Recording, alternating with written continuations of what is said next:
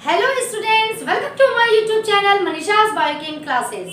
Some students of ICSE board requested me to make a video for their syllabus and on the demand of them मैंने शुरू किया है बनाना आप लोगों के सिलेबस का। और जिस एक टॉपिक का डिमांड सबसे ज़्यादा था वो है स्टडी ऑफ गैस। तो मैं आज से शुरू कर रही हूँ आप लोगों का chapter 7 of your book which is study of gas. Clear? चलिए, अब इस गैस की स्टडी स्पेशली ये चैप्टर इसलिए बनाया गया क्योंकि हम लोगों ने पढ़ा है सॉलिड, लिक्विड एंड गैस, यानी there are 3 states of matter, solid, liquid and gas, जिसमें गैस की जो प्रॉपर्टी होती है वो काफी पिकुलियर होती है एंड गैस हर जगह मौजूद होता है। आज मैं यहाँ खड़ी हूँ, मेरे सराउंडिंग में गैस है, भाई सॉलिड भी है, कहीं ना कहीं लिक्विड भी है, बट गैसेस हम लोगों के चारों तरफ मौजूद है। और गैस का काफी पिकुलियर कैरेक्टर्स होता है कि वो एक सर्टेन कंडीशन में अपने सेम बिहेवियर को शो करता है। ये गैस की सबसे बड़ी खास बात होती है, एक सर्टेन टेम्परेचर, एक certain pressure and certain volume में जितने भी गैस होते हैं ना, उन सभी की प्रॉपर्टी, उन सभी का बिहेवियर सेम होता है। और इसलिए ये एक चैप्टर बनाया गया। वैसे जब आप लोग सीनियर क्लासेस में जाओगे, +2 में जाओगे, तो फिर सॉलिड एंड लिक्विड इन सब के बारे में भी पढ़ोगे। क्लियर? तो ये इस चैप्टर को शुरू करने के पहले मैं कुछ रिवीजन आप लोगों को देना चाहती हूँ। आप लोगों ने वैसे ये टॉपिक पढ़ रखा है, मुझे पता है, बट चूंकि इस चैप्टर में आप लोगों को गैसेस की कुछ प्रॉपर्टीज के बारे में पढ़ना है, तो इसलिए मैं पहले ये रिवीजन क्लास ले रही हूँ ताकि आप लोगों का कॉन्सेप्ट क्लियर हो जाए कि वो प्रॉपर्टीज क्या है और इसके आगे का आप लोग अच्छे से समझ सके। चलिए शुरू करते हैं। स्टेट ऑफ मैटर का मैं रिवीजन दे रही हूँ आप लोगों को इस वीडियो में एंड इसके आगे भी मैं बताऊंगी जो आपके चैप्टर से रिलेटेड है। Now there are 3 types of state of matter और there are 3 states of matter, solid, liquid and gas। वैसे 2 और होते हैं बट आपको फिलहाल अभी 9th क्लास में सिर्फ सॉलिड, लिक्विड एंड गैस इसके बारे में पढ़ना है। नाउ यहाँ सॉलिड, अब वैसे मैं सारा जो कंपैरिजन है between solid, liquid and gas वो मैं नहीं दे रही हूँ। जो आपके इस चैप्टर से रिलेटेड जो भी आपका क्राइटेरिया है इनको कंपेयर करने का, मैं सिर्फ उसे ही एक्सप्लेन कर रही हूँ ताकि चैप्टर्स आप लोगों को आसानी से समझ में आ जाए। तो there are 3 states of matter, solid, liquid and gas. मैंने यहाँ एग्जांपल लिया है वाटर का, जो कि तीनों स्टेट में इजीली अवेलेबल होता है और उन तीनों स्टेट को हम लोग अपने घरों में देख सकते हैं, ice, water and steam. Clear? तो ये 3 मैंने लिया है ताकि आप लोगों का अच्छे से कॉन्सेप्ट में क्लियर कर सकूं। पहला पॉइंट क्या होता है किसी भी स्टेट ऑफ मैटर का, या मैटर किसे कहते हैं हम लोग? Anything that occupy space, has mass and which we can feel is known as matter. Clear? तो अब ये एक मैटर है, I have taken a marker, तो ये एक मैटर है। तो निश्चित रूप से जो भी मैटर होता है वो छोटे छोटे टाइनी पार्टिकल्स का बना होता है, चाहे वो सॉलिड हो, चाहे वो लिक्विड हो, चाहे वो गैस हो, सभी टाइनी पार्टिकल्स के बने होते हैं। क्योंकि मैंने यहाँ वाटर का एग्जांपल लिया है तो इसका जो टाइनी पार्टिकल यानी जो इसका कंस्टिट्यूएंट पार्टिकल या कंस्टिट्यूएंट मॉलिक्यूल्स, टीचर कुछ भी बोल सकते हैं, वो क्या है? H2O। और यहाँ एक H2O को मैंने एक बॉल से शो किया है। क्लियर? तो देखिए क्या डिफरेंसेस है तीनों में। These are the molecule, one molecule of H2O, second molecule of H2O, third molecule of H2O and so on। यहाँ हम लोग आइस में यानी सॉलिड स्टेट में क्या देख रहे हैं कि जो इसका कंस्टिट्यूएंट्स पार्टिकल्स है वो काफी नजदीक है, एक दूसरे से काफी सटा हुआ है और इतना ज्यादा सटा हुआ है कि ये जो मॉलिक्यूल है यानी जो ये टाइनी पार्टिकल्स है यानी H2O जिससे ये बना हुआ है, इसके बीच में इतना ज्यादा फोर्स ऑफ अट्रैक्शन है। भाई यदि 2 दोस्त साथ में बैठे हो और दोनों में काफी गहरी दोस्ती हो तो नेचुरली उन दोनों के बीच में कोई ना कोई फोर्स ऑफ अट्रैक्शन तो होता ही होगा। तभी तो क्यों नहीं क्लास के 300 बच्चे के साथ हमारी बेस्ट फ्रेंड वाली कंडीशन आ जाती है? नहीं आती है, क्योंकि कहीं ना कहीं ज्यादा फोर्स ऑफ अट्रैक्शन होता है। उसी तरह से अगर सॉलिड के अंदर ये वाटर के जो मॉलिक्यूल्स है वो आपस में इस तरह से चिपके बैठे हैं, इट मीन्स इन दोनों के बीच में कुछ ना कुछ फोर्स ऑफ अट्रैक्शन लग रहा है और वो फोर्स ऑफ अट्रैक्शन काफी ज्यादा है। तो दो पार्टिकल के बीच में जो फोर्स ऑफ अट्रैक्शन लगता है इसे कहते हैं inter particle force of attraction या inter molecular force of attraction. Point number 1 clear. कोई भी मटेरियल जिस भी थिंग्स का बना हुआ हो, जिस भी मॉलिक्यूल या एटम का बना हुआ हो, उन सभी के बीच में स्ट्रॉन्ग फोर्स ऑफ अट्रैक्शन होता है। वो जितना ज्यादा होगा उतना ज्यादा टाइटली बॉन्डेड वो होगा, जितना कम होगा वो थोड़ा दूर होगा, दोस्ती टूट जाएगी और दूर हो जाएगा, यानी फोर्स ऑफ अट्रैक्शन टूट जाएगा वो और दूर हो जाएगा। ठीक है। साथ में दो पार्टिकल्स जब आपस में रहते हैं तो इन दोनों के बीच में कहीं ना कहीं एक इंटर पार्टिकल स्पेस, आप इस जगह को देखिएगा, कहीं ना कहीं बीच में एक इंटर पार्टिकल स्पेस होगा। तो दो चीज जितना ज्यादा सटे हुए रहेंगे, इंटर पार्टिकल या इंटर मॉलिक्यूलर स्पेस, ये उतना कम होगा। थोड़े से दूर हुए थोड़ा सा ज्यादा, ज्यादा दूर हुए बहुत ज्यादा। क्लियर। ये दोनों टर्म बेटा बहुत ही जरूरी है क्योंकि इसी पे हमारा सारा कुछ आधारित होता है ना। तो आइस के केस में यानी सॉलिड के केस में हम लोग क्या देखते हैं कि जो वाटर के पार्टिकल्स है, जो वाटर के मॉलिक्यूल्स है, वो काफी कॉम्पैक्टली पैक्ड है एक दूसरे से। इन लोगों के बीच में फोर्स ऑफ अट्रैक्शन बहुत ज्यादा है। ठीक है। और साथ में इंटर मॉलिक्यूलर स्पेस नेग्लिजिबल है, यानी बहुत ही कम है। And that's why it is in solid. ये इधर उधर नहीं भाग रहे हैं, इस वजह से ये रिजिड होते हैं, इनका शेप भी फिक्स होता है। ठीक है। तो और इसमें लिक्विड में क्या देख रहे हैं हम लोग कि भाई इनके बीच का थोड़ा सा डिस्टेंस मेंटेन हुआ, यानी कि विथ रिस्पेक्ट टू सॉलिड इसका इंटर पार्टिकल स्पेस या इंटर मॉलिक्यूलर स्पेस ज्यादा हो गया। अब ज्यादा हो गया यानी डिस्टेंस बढ़ गया, डिस्टेंस बढ़ गया यानी कि दोनों के बीच का अट्रैक्शन थोड़ा सा कम हो गया। वही चीज हम लोग स्टीम यानी गैसियस फॉर्म में जब जाते हैं तो क्या देखते हैं कि वाटर के मॉलिक्यूल में जो इंटर मॉलिक्यूलर स्पेस है वो और ज्यादा बढ़ जाता है। इट मीन्स उनके बीच का फोर्स ऑफ अट्रैक्शन और ज्यादा घट जाता है, इतना कम हो जाता है गैसियस स्टेट में जाते जाते। इन दोनों के बीच की दोस्ती इतनी कम हो जाती है कि भाई एकदम कोई एक दूसरे से कोई मतलब नहीं है, कोई इधर भागा जा रहा है कोई उधर भागा जा रहा है। ठीक है। इन्हीं दोनों टर्म को हम लोगों को समझना है। इंटर पार्टिकल स्पेस ये सॉलिड में नेग्लिजिबल होता है, क्योंकि बेटा जब आप लोग रिलेशन करके पढ़ते हो ना तो टॉपिक समझना आसान हो जाता है। ठीक है।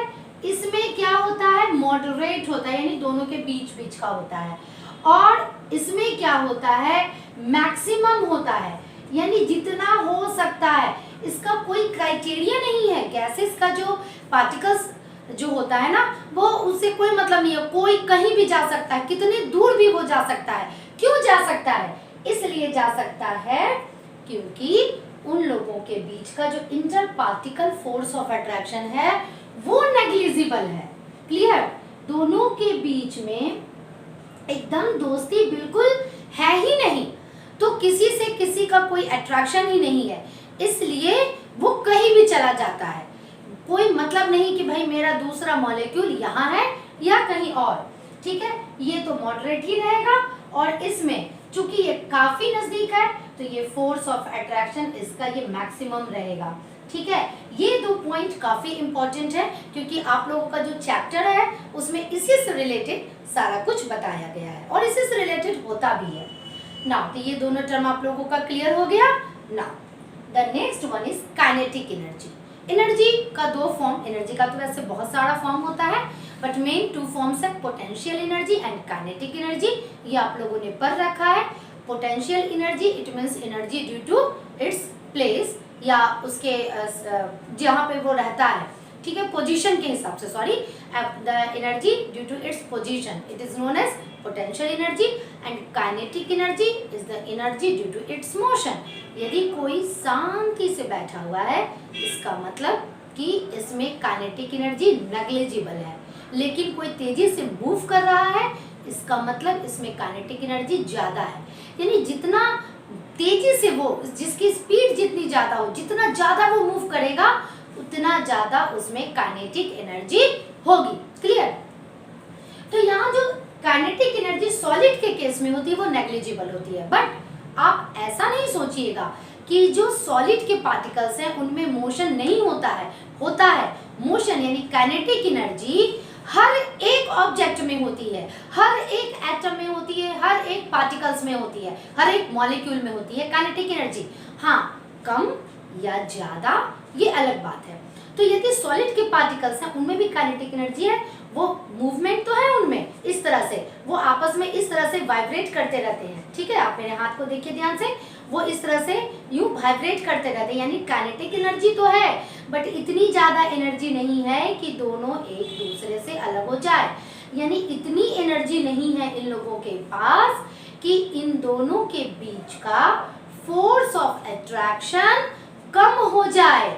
क्लियर? तो इसीलिए इनका फोर्स ऑफ अट्रैक्शन ज्यादा है, काइनेटिक एनर्जी कम है, इसीलिए वाइब्रेट एक जगह करते हैं। जैसे ही हम लिक्विड की बात करते हैं तो फोर्स ऑफ अट्रैक्शन थोड़ा सा कम हुआ, काइनेटिक एनर्जी थोड़ा सा ज्यादा हुआ, इसीलिए ये अपना थोड़ा सा फ्लो करना शुरू कर देता है। बट गैस की बात जब हम करते हैं तो भाई इसमें फोर्स ऑफ अट्रैक्शन एकदम नेग्लिजिबल है, but they have much more kinetic energy, और इस वजह से ये रैंडमली इधर इधर उधर उधर वो मूव करना शुरू कर देता है। ठीक है, तो काइनेटिक एनर्जी आप लोगों का क्लियर हो गया। नाउ काइनेटिक एनर्जी सॉलिड के केस में नेग्लिजिबल होता है, नेग्लिजिबल होता है, इसमें भाई मॉडरेट है दोनों के केस में। और इसके पार्टिकल्स में, यानी कि जिस पार्टिकल का ये बना है उसमें काइनेटिक एनर्जी मैक्सिमम होता है। इन सारे टर्म पर आप ध्यान दीजिएगा, क्योंकि जब आप काइनेटिक थ्योरी आप पढ़िएगा गैसेस के लिए, उसमें ये सारे टर्म आने वाले हैं। ठीक है, तो काइनेटिक एनर्जी अब आप लोगों का क्लियर हो गया। Now the next topic is density. What is density? Density it means mass by volume. Clear? Density is equal to mass by volume. मैंने यहाँ ब्रैकेट में m बाई भी लिख कर रखा है, मास बाय वॉल्यूम, ये आप लोगों ने पढ़ लिया है अभी तक ना। अब हम लोग कंपेयर करते हैं बाय डायग्राम।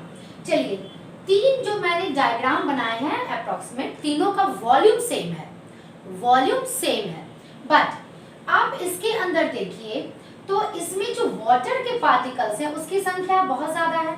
ठीक, इसमें वाटर के particles with respect to ice, यानी विथ रिस्पेक्ट टू सॉलिड कम है, और इसमें वाटर के पार्टिकल्स या मॉलिक्यूल वो बहुत ही ज्यादा कम है। वॉल्यूम तीनों का सेम है, वॉल्यूम तीनों का सेम है, बट मास, अब चूंकि एक वाटर के मॉलिक्यूल का मास होता है 18 ग्राम, ठीक है, वॉल्यूम तीनों का सेम है। अब यहाँ अप्रोक्सीमेट मैं गिन लेती हूँ 1 2 3 4 5 6 7 8 9 10 11 12 13 14 15 16, यानी 16 इंटू 18 इतना ग्राम। क्लियर? चलिए यहाँ कितना है 1 2 3 4 5 6 into 18 and here is 3 into 18। Clear? Mass किसका ज्यादा होगा?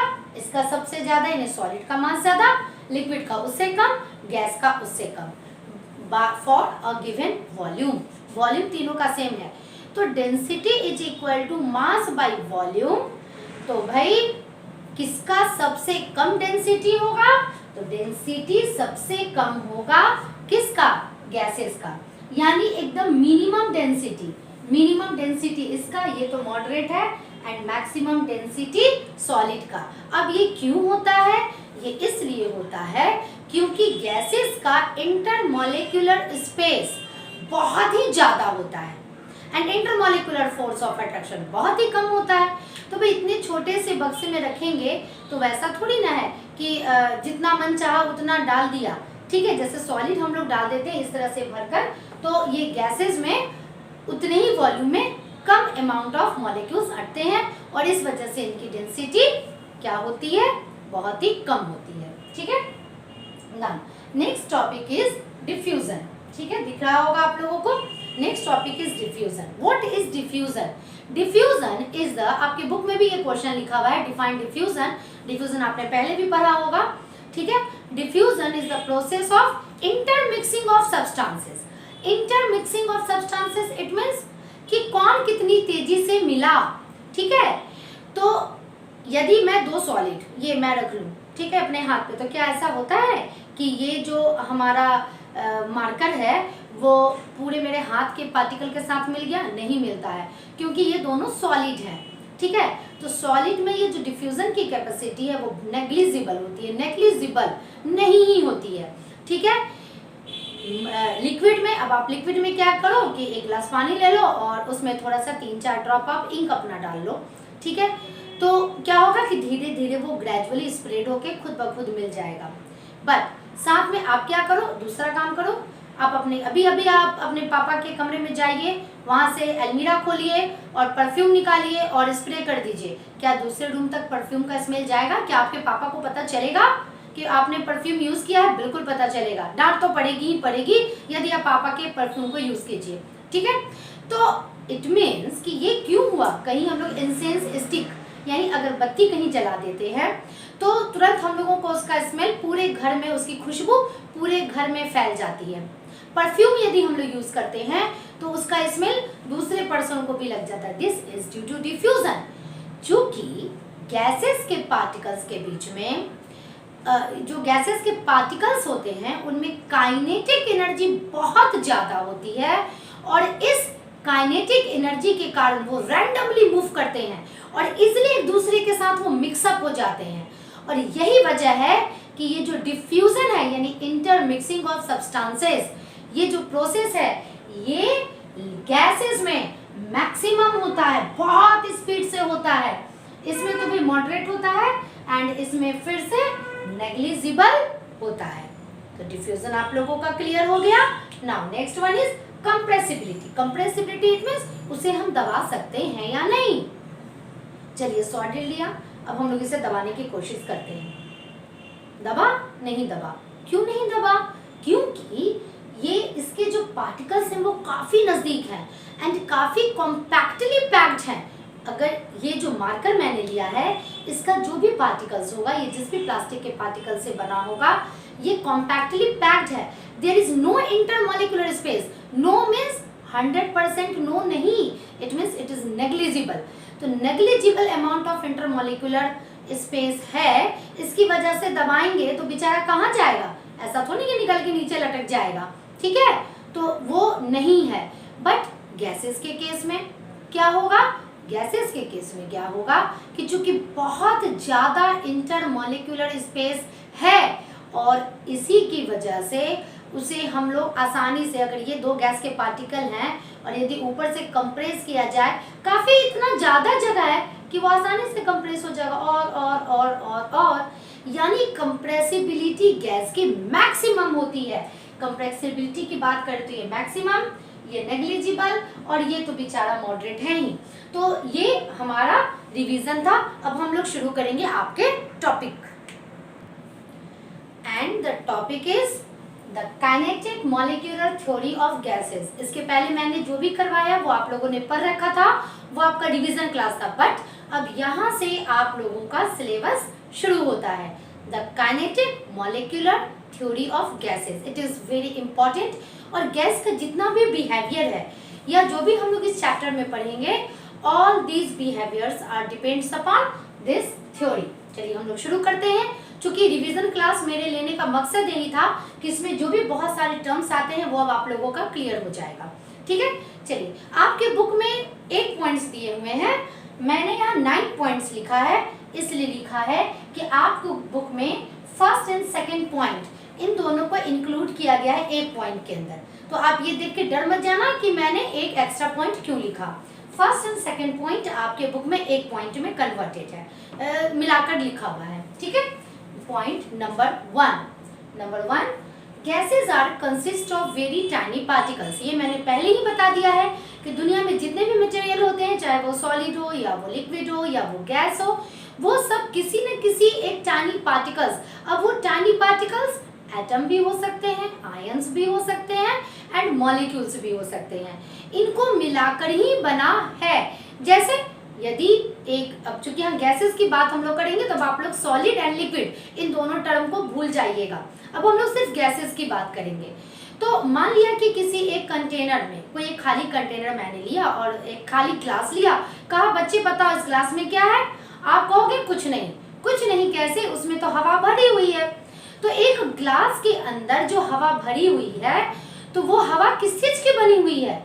कुछ ना कुछ तो होता होगा, बिल्कुल होता है। Oxygen gas, carbon dioxide gas, nitrogen gas, hydrogen gas, chlorine gas, इतने सारे गैसेस हैं, इतने सारे diatomic molecules, monoatomic molecules, यानी इतने सारे एटम्स, बहुत सारे आयंस भी हो सकते हैं।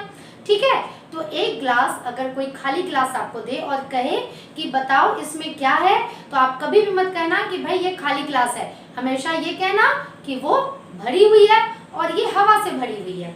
तो वो किससे बना है? एक हवा यानी गैस। गैस किससे बना है? टाइनी पार्टिकल से बना है, या इधर atoms, molecules, ion and so on.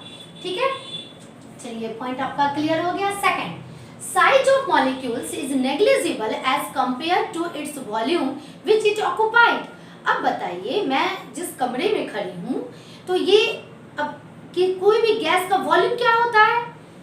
सोचिए, कोई भी गैस का यदि हम लोग वॉल्यूम की बात करते हैं तो वॉल्यूम क्या होगा? भाई गैस को जिस भी कंटेनर में रखा जाएगा, तो गैसेस के पार्टिकल्स इतने रैंडमली मूव करते हैं इधर उधर कि उसे जिस भी कंटेनर में रखा जाएगा, ये पूरे उतने एरिया को कवर करेगा। और वॉल्यूम किसे कहते हैं? Area occupied by this substance. यदि मैं इसका वॉल्यूम निकालूं तो इसने जितना जगह घेरा है वही तो उसका वॉल्यूम होगा। तो एक गैस कितना जगह घेरेगा? मान लिया कि एक गैस में 100 पार्टिकल्स हैं, उसके कंस्टिट्यूएंट्स पार्टिकल हैं, लेकिन वो तो रैंडमली मूव कर रहे हैं ना। वो 100 पार्टिकल्स इसके अंदर थोड़ी ना बंद है, वो इसके अंदर भी बंद हो सकते हैं, क्योंकि काफी ज्यादा इंटरमॉलिक्यूलर स्पेस उनके बीच में होता है। यदि मैं जैसे ही ढक्कन खोल दूं, वो सारे निकल करके स्प्रेड हो जाएंगे, वो 100 पार्टिकल्स, तो फिर वो इस कमरे के वॉल्यूम को ऑक्युपाई करेंगे। तो volume of A gas is the volume which it occupy,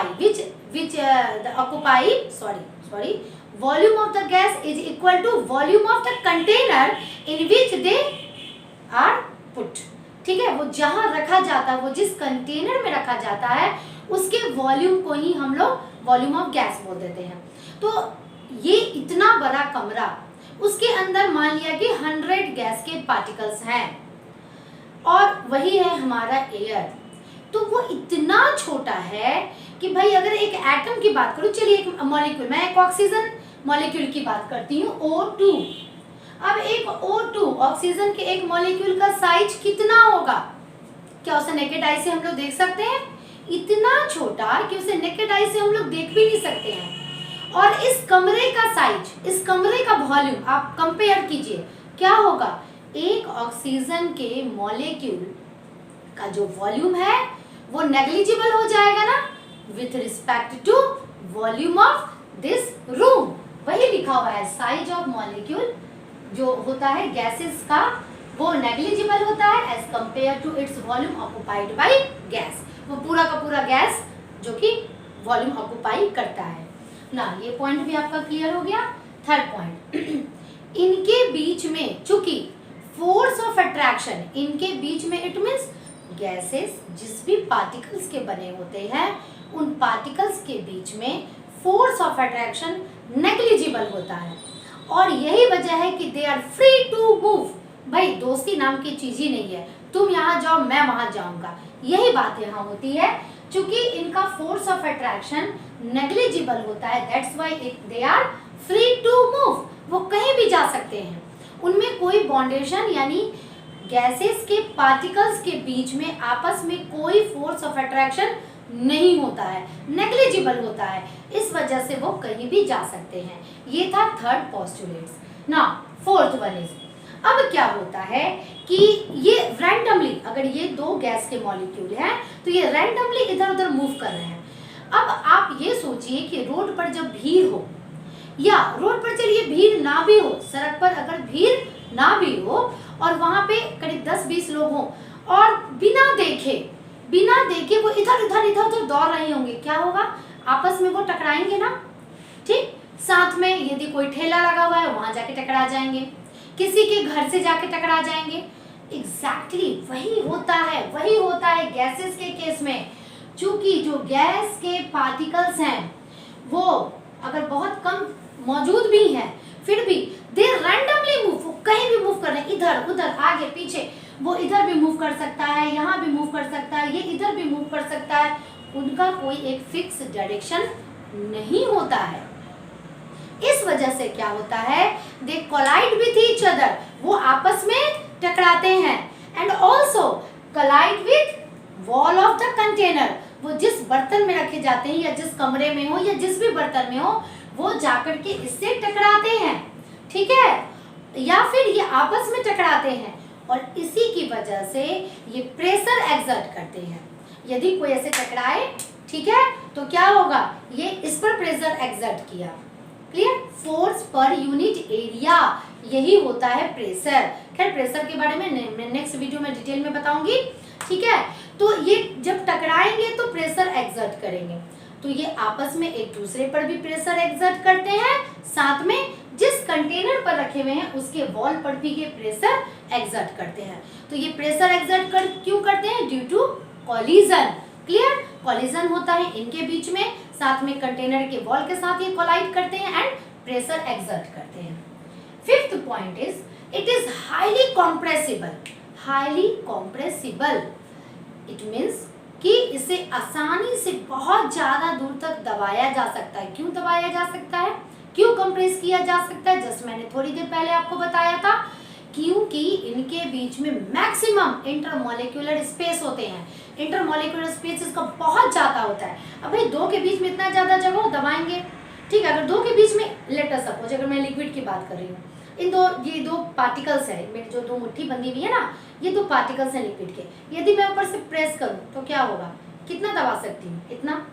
but यदि गैस की बात करूँ, मान लिया कि इतना इंटरमॉलिक्यूलर स्पेस है, यदि मैं इसे ऊपर से कंप्रेस करूँ तो विथ रिस्पेक्ट टू लिक्विड मैं कितना दबा सकती हूँ, इतना, यानी कि इट इज हाईली कॉम्प्रेसिबल। इसके लिए एक एक्सपेरिमेंट भी आप लोगों को करवाया गया है। एक पिस्टन लीजिए, एंड पिस्टन इज नथिंग, पिचकारी, आप लोग होली में जो पिचकारी यूज करते हैं ना, कुछ उसी तरह का शेप होता है पिस्टन का। इसके माउथ को आप पूरा पैक कर दीजिए क्योंकि एयर बाहर ना निकल सके, एंड इसमें हवा भरी हुई है, और ये है पिस्टन। यदि पिस्टन को हम थोड़ा नीचे मूव करें, ठीक है, तो अब पिस्टन, तो ये न्यू पोजीशन क्या हो जाएगा पिस्टन का, यहाँ आ जाएगा, ठीक है, मैंने डॉटेड लाइन से बनाया। तो जो हवा इतनी दूर में भरी हुई थी, अब वो इतने दूर में है भरी हुई, फिर आप पिस्टन को पकड़िए और फिर आप उसे और नीचे कर दीजिए, और नीचे ये हो जाएगा। अब साधारण ये एक्सपेरिमेंट आप घर पर भी कर सकते हैं। यदि आपके पास पिचकारी हो तो पिचकारी लीजिए, पहले उसमें पानी भर लीजिए, और पानी भरने के बाद उसके माउथ को पैक कर दीजिए और दबा के देखिए वो कितना दबता है, बहुत थोड़ा बहुत ही दब पाएगा वो, ठीक है। फिर आप क्या कीजिए, पानी को गिरा दीजिए, भाई अंदर में तो हवा भर गई, अब उसके माउथ को सील कर दीजिए। सील करने के बाद आप जब उसे दबाइएगा तो पूरी पिचकारी, जो आपका पिस्टन है, वो अच्छे से काम करेगा। इट मीन्स जो गैस इतने जगह पर थी, कंप्रेस होकर के अब वो इतने जगह पर भी आ सकती है। That's why gases are highly compressible. ये एक्सपेरिमेंट आपके बुक में दिया हुआ है, और ये क्यों है, due to large area between its molecule, या ये भी लिख सकते हैं यहाँ पर कि ड्यू टू मैक्सिमम या मच मोर इंटरमॉलिक्यूलर स्पेस। चूंकि इनके बीच का इंटरमॉलिक्यूलर स्पेस बहुत ज्यादा होता है, इसलिए इसे आसानी से हम लोग कंप्रेस कर सकते हैं। बुक्स में जो लाइन है बहुत अच्छी, आप उसे रट भी लीजिए, मैंने जो लाइन लिखा है वो भी आप रट सकते हैं। बट यदि आपका कॉन्सेप्ट क्लियर होगा तो एग्जाम में यदि आप पॉइंट्स, आपको रटना नहीं पड़ेगा, आप अपने कॉन्सेप्ट के आधार पर लिख सकते हैं। चलिए, फिफ्थ पॉइंट भी आपका क्लियर हो गया। Now, sixth point, volume increases with decrease in pressure and it increases with increase in temperature, ठीक है। तो ये मैं अभी इसी पिस्टन का एग्जांपल लेती हूँ। मैंने क्या किया कि पिस्टन के द्वारा प्रेशर दिया, प्रेशर दिया, प्रेशर दिया, और हमारा फाइनल, हम लोग ये पोजीशन ए था, ये पोजीशन बी था, और ये पोजीशन सी था। सी पोजीशन पे मैंने इसे लाया टू शो इट्स कंप्रेसिबिलिटी, यानी प्रेशर जब हमारा ये पिस्टन ये यहाँ था तो इसका वॉल्यूम इतना था, प्रेशर बढ़ाया तो वॉल्यूम घट गया, ठीक है, और प्रेशर घटाया तो और वॉल्यूम घट गया। उसी प्रकार से यदि मैं उल्टा काम करने लगूं, इसे मैं ऊपर की ओर खींचूं, प्रेशर मैंने घटा दिया क्योंकि मैंने जो प्रेशर दे रखा था वो उल्टा चल रहा है, तो प्रेशर जब मैंने घटा दिया तो वॉल्यूम इसका क्या हुआ, बढ़ गया ना। पहले ये था 1, अब आ गया ये पूरा यहाँ से यहाँ तक। क्लियर, प्रेशर को घटाया तो वॉल्यूम बढ़ गया। मैं अब और प्रेशर घटा देती हूँ, ठीक है। मैंने जो फोर्स ऊपर से लगा रखा था उसे मैं और भी कम कर देती हूँ, तो अब इसका वॉल्यूम देखिए और बढ़ गया ना। यही चीज कह रहा है कि जब प्रेशर घटाया जाता है तो उसका वॉल्यूम बढ़ता है। क्लियर ना। चलिए अब हम लोग प्रेशर की बात खत्म कर देते हैं। अब हम लोग बात करते हैं टेम्परेचर की। तो टेम्परेचर यानी जैसे ही हम इसे टेम्परेचर देंगे, ठीक, इसे मैंने हीट करना शुरू कर दिया। क्या होगा, जैसे ही इसे हीट हम लोग देंगे तो इसका जो मॉलिक्यूल्स है वो एनर्जी गेन करेगा। एनर्जी गेन करेगा यानी उसके अंदर एनर्जी और बढ़ा यानी उसकी काइनेटिक एनर्जी बढ़ने लगी। जब काइनेटिक एनर्जी बढ़ने लगी, भाई एनर्जी जब ज्यादा हो जाए तो क्या होता है, हम पूरा फाइटिंग करने लगते हैं, दौड़ना शुरू कर देते हैं, ठीक है। तो एनर्जी जब ज्यादा हो गई इसके पास तो ये इधर उधर मूव करना शुरू कर दिया। यानी इधर उधर मूव करने का मतलब क्या, जो वो इतने वॉल्यूम में इस जगह पे घूम रहा था उसके पास एनर्जी आ गई, खा के पी के मोटे हो के, ठीक है, और फिर वो पूरा तेजी से घूमना शुरू कर दिया। इट मीन्स कि उसका वॉल्यूम जो इतने दूर पर वो ऐसे रैंडमली घूम रहा था, अब वो काफी दूरी पर घूमने लगा। इट मीन्स क्या, उसका वॉल्यूम बढ़ गया, ठीक है। तो यानी वॉल्यूम इसका इंक्रीज करता है with decrease in pressure and with increase in temperature. क्यों, टेम्परेचर बढ़ाएंगे, काइनेटिक एनर्जी बढ़ेगा, काइनेटिक एनर्जी बढ़ेगा, काफी ताकत आने के बाद वो रैंडमली इधर उधर मूव करने लगेगा। इसकी वजह से उसका वॉल्यूम वो ज्यादा स्पेस ऑक्युपाई करने लगेगा। नाउ 7th इसका जो पॉइंट है, लो डेंसिटी। डेंसिटी जस्ट मैंने थोड़ी देर पहले बताया कि इसकी डेंसिटी लो होती है। क्यों होती है, क्योंकि less number of molecule per unit area.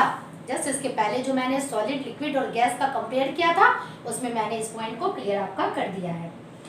8th, average kinetic energy is directly proportional to its absolute temperature. It means temperature बढ़ाएंगे तो काइनेटिक एनर्जी बढ़ेगा, टेम्परेचर घटाएंगे तो काइनेटिक एनर्जी घटेगा। इसे कहते हैं डायरेक्ट प्रोपोर्शन, ठीक है।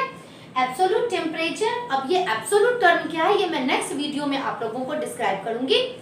अभी आप यहाँ ये समझिए, टेम्परेचर बढ़ाएंगे तो उसके मॉलिक्यूल्स की काइनेटिक एनर्जी बढ़ेगी, टेम्परेचर घटाएंगे तो उसके मॉलिक्यूल की काइनेटिक एनर्जी घटेगी। और यही वजह है कि ऑन कूलिंग गैस लिक्विफाइड, जब हम लोग इसे ठंडा करते हैं तो बेचारे का काइनेटिक एनर्जी बहुत ज्यादा था, वो धीरे धीरे कम होते होते होते होते वो इतना नजदीक आ जाता है कि वो लिक्विड के फॉर्म में भी आ जाता है। जैसे एलपीजी गैस सिलेंडर, आपके घर में जो गैस स्टोव है उसका जो गैस सिलेंडर है उसे एलपीजी कहते हैं, और उसमें प्रेशर को इंक्रीज करके, वहां तो टेम्परेचर की बात नहीं है, प्रेशर को बढ़ा के उसे लिक्विफाइड किया गया है। जैसे ही प्रेशर को हटाते हैं तो वो गैसियस स्टेज में आ जाता है। उसी तरह से यदि टेम्परेचर को भी घटा दिया जाए तो वो बेचारा नजदीक आ जाएगा और फिर वो लिक्विड के फॉर्म में भी आ सकता है। कहीं लिखा हुआ है on cooling gas liquefied. Now the 9th point is the diffusion fastly, और इसमें डिफ्यूजन बहुत तेजी से होता है। क्यों होता है, क्योंकि इसमें intermolecular force of attraction negligible है, कोई मतलब ही नहीं है। साथ में इसमें इंटरमॉलिक्यूलर स्पेस मैक्सिमम है। अब भाई जब इतना ज्यादा मैक्सिमम है तो बीच में कोई भी कहीं भी आकर के मिल जाए कोई दिक्कत नहीं है।